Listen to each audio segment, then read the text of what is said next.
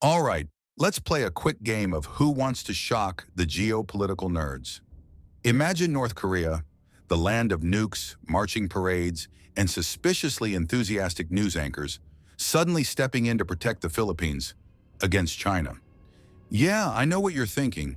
Wait, aren't North Korea and China basically ride or die communist BFFs? Well, buckle up because history is full of plot twists, and this one is juicier than a K-drama finale.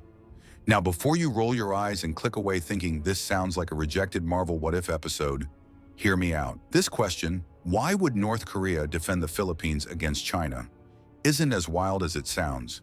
Because geopolitics is basically the Kardashians of world affairs. Messy, unpredictable, and driven by alliances that can flip overnight.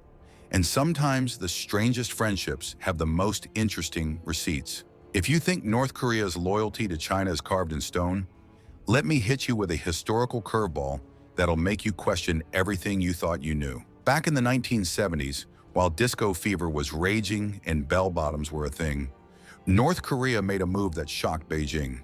They openly sided with the Philippines over the Spratly Islands dispute. That's right, Kim Il-sung basically said, "Sorry China, but I'm gonna vibe with Manila on this one." And remember, these weren't just random rocks in the ocean. The Spratlys are loaded with natural resources, and everyone in the neighborhood wants a piece of that pie. So why would North Korea, China's closest ally, take the Philippines' side?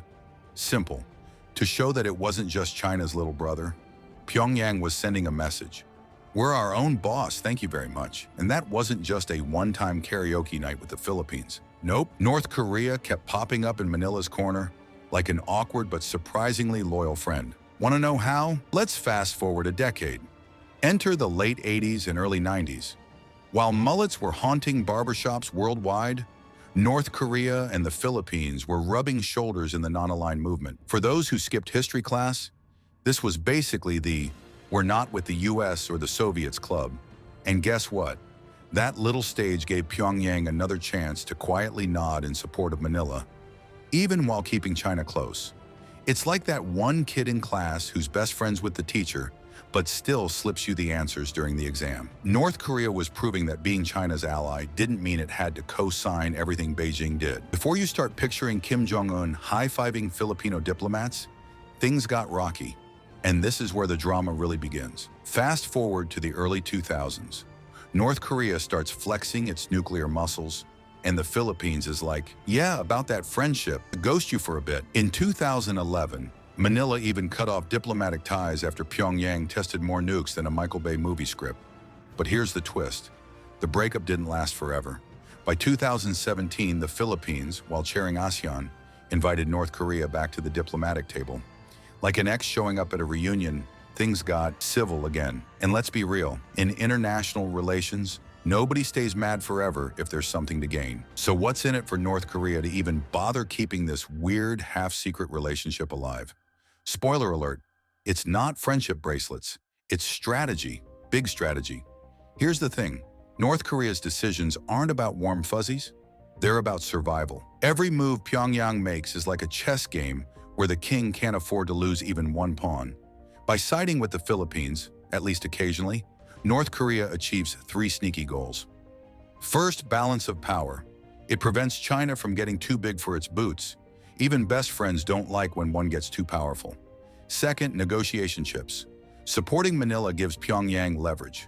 Need to bargain with China? Boom, use the Philippines card. Third, global street cred. Helping a Southeast Asian country once in a while makes North Korea look less like the creepy neighbor and more like an unpredictable wild card. In short, it's not love, it's leverage. And this is where the million-dollar question drops. If push came to shove, would North Korea actually defend the Philippines against China? Grab your popcorn because we're about to unpack the wild possibilities. All right, that's the setup. We've walked through the history, the drama, and the strange bromance moments between Pyongyang and Manila, but the real question isn't about the past. It's about the what if. What would North Korea actually gain from standing against China for the Philippines? Is this a real possibility or just geopolitical fan fiction? That's where we're headed in part 2, where things get even spicier. Trust me, you don't want to miss this next part. So here's where it gets wild. If North Korea ever did step in to defend the Philippines against China, it wouldn't be out of love brotherhood, or a sudden obsession with adobo and Jollibee chicken. Nope, it would be cold, calculated survival strategy. Remember, Pyongyang doesn't do anything unless it somehow benefits Pyongyang, period. Think about it this way. China is North Korea's sugar daddy. They feed them, bankroll them, and shield them from total collapse. But what happens when the sugar daddy gets too powerful and starts hogging all the spotlight? Suddenly, the sidekick wants to prove it's not just some accessory, it's a player too. By throwing support toward the Philippines, North Korea sends a very loud message. Don't get too comfortable, Beijing. We've got options. Now let's look at the practical reasons this could actually make sense. First up, balance of power. North Korea thrives in chaos. A region dominated completely by China is bad news for Pyongyang because it makes them look like a puppet. But if they back the Philippines, even symbolically, they get to poke China in the ribs while pretending to be the champion of smaller nations. It's like that one guy in a friend group who suddenly calls out the alpha. Everyone's shocked, but secretly impressed. Second, bargaining power. North Korea is constantly negotiating with China, with the US, with anyone willing to toss them a lifeline. Standing with the Philippines gives them a juicy bargaining chip. Need aid? Need sanctions relief? Need Beijing to stop rolling its eyes every time Kim Jong-un fires off another missile? Well, guess what? They can dangle their Philippines card like a toddler threatening to tell mom. It's leverage, plain and simple. Third, global optics. North Korea has a reputation problem. To most of the world, they're the cartoon villain twirling their mustache in a nuclear bunker. But if they show even a sliver of support for the Philippines, suddenly they don't look quite as one-dimensional. It paints them as unpredictable. And unpredictability is power. Because if nobody knows your next move, they have to take you seriously. But let's be clear, North Korea isn't sending troops to Palawan tomorrow. If anything, their support would likely be symbolic, political statements, votes in international forums, or quiet diplomatic nudges. Maybe some shady weapons deals on the side, because hey, that's their specialty. They're not about to risk total war with China, unless the payoff is massive. But even a symbolic stance would shake things up big time. And here's the fun part. North Korea has a history of loving the underdog narrative. Think about it. They see themselves as the scrappy survivor standing up to bullies like the US. Supporting the Philippines lets them cosplay that same role on a Southeast Asian stage. Small country versus big power. It's a perfect mirror image. Pyongyang loves that kind of symbolism because it makes them feel like the revolutionary hero again, not just China's sidekick. So what would this look like in real life? Imagine the Philippines in a standoff with China over the South China Sea. Suddenly, North Korean state media drops a statement.